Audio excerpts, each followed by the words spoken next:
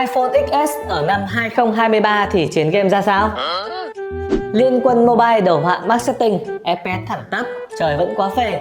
Sau một trận khoảng 12 phút, máy chỉ tụt mất 5% pin, nhưng mà khá nóng lên 39 độ C.